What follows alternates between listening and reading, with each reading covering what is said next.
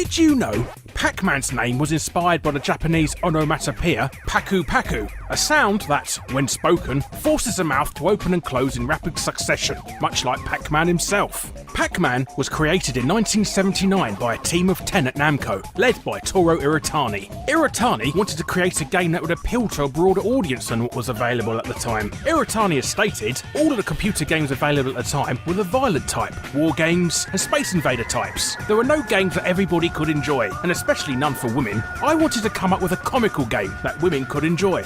This led the development team to include cute creatures and relatable things like eating. Pac-Man's design was partially inspired by the rounding of the Japanese symbol for mouth, and also by the shape of a pizza that is missing a slice. The original Pac-Man arcade cabinet was released in Japan in 1980 with the name Puck-Man, which is said to be because of his hockey puck shaped design. This name was changed when the arcade machine was brought to the West out of fear the logo would be vandalised to spell an obscenity by changing the P to an F. While planning for an international release, Namco originally contacted Atari to work out a distribution deal for the United States. Atari reportedly turned down the offer because they thought the game was too easy. So instead, Pac-Man was licensed by Midway, where it quickly became one of their most popular titles. Midway's alteration to the original Japanese version contained a series of awkward translations that potentially put English-speaking gamers at a disadvantage. The original Japanese version listed personality traits for the ghosts that were meant to indicate each enemy's unique behaviour. For instance, the red ghost chases Pac-Man, the pink and blue enemies try to position themselves in front of Pac-Man, and the orange ghost chases Pac-Man most of the time but moves towards the lower left corner when it gets close. As such, the Japanese personalities listed were Chaser, Ambusher, Fickle and Stupid. In the English translation, however, these personalities are discarded and replaced with Shadow, Speedy, Bashful and Pokey. Because of this, many Western players assumed the enemies moved randomly and were not aware they could plan their movements based on the colour of the ghosts.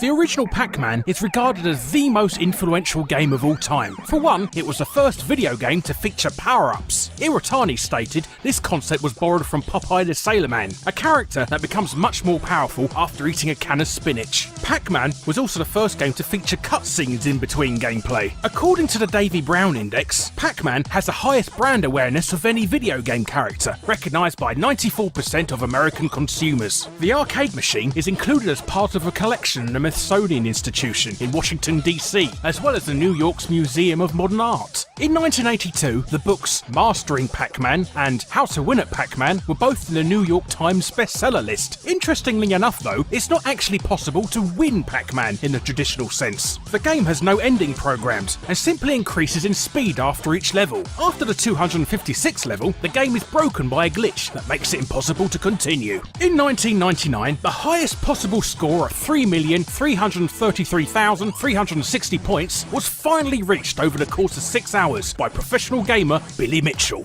The Pac-Man series shows no sign of declining in popularity. In 2010, Google celebrated the 30th anniversary of Pac-Man by creating a small playable version of the original game to temporarily replace the website's logo. It's thought that 505 million unique users were active on Google.com on the day the Pac-Man logo went live. Because so many people played the game at work, it's estimated a loss in productivity cost the economy over $120 million.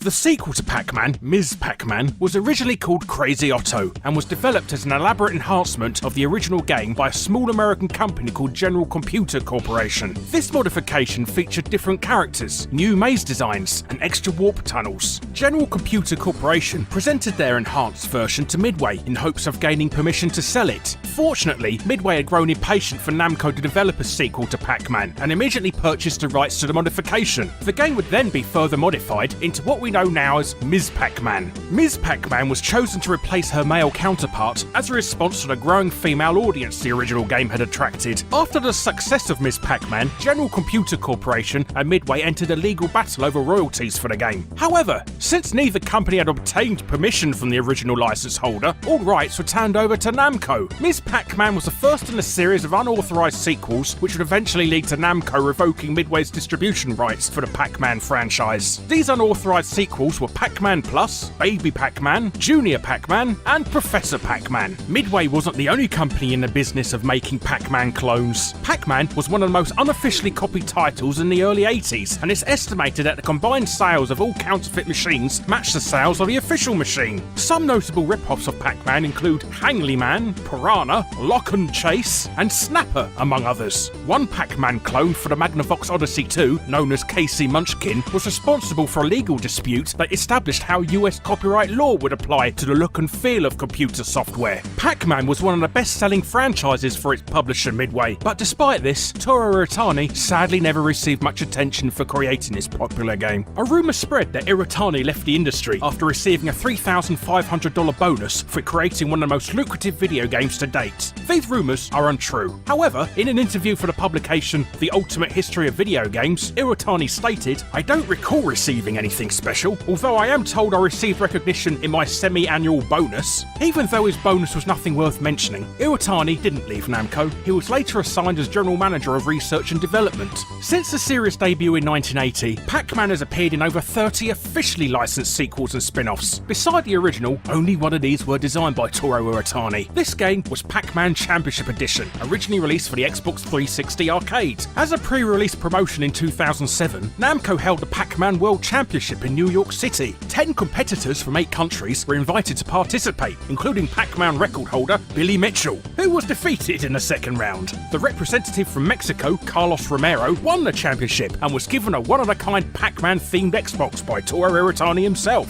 While handing over the prize, Iwatani told Romero, "Please do not utilise eBay or you'll have all of Microsoft as your enemy." Iwatani retired after the release of Pac-Man Championship Edition, making it the last game he ever designed.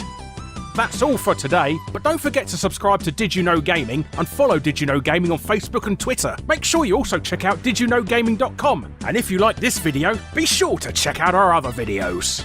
For those of you who don't know me, I'm Guru Larry. I cover lots of modern and retro video games, especially ones about obscure and often terrible video games that never made it out of Europe, with my Games Yanks Can't Wank series. You might even like my latest video, where I look at famous video game cover art that's been inspired by other more famous works of art. Ta-ra for now!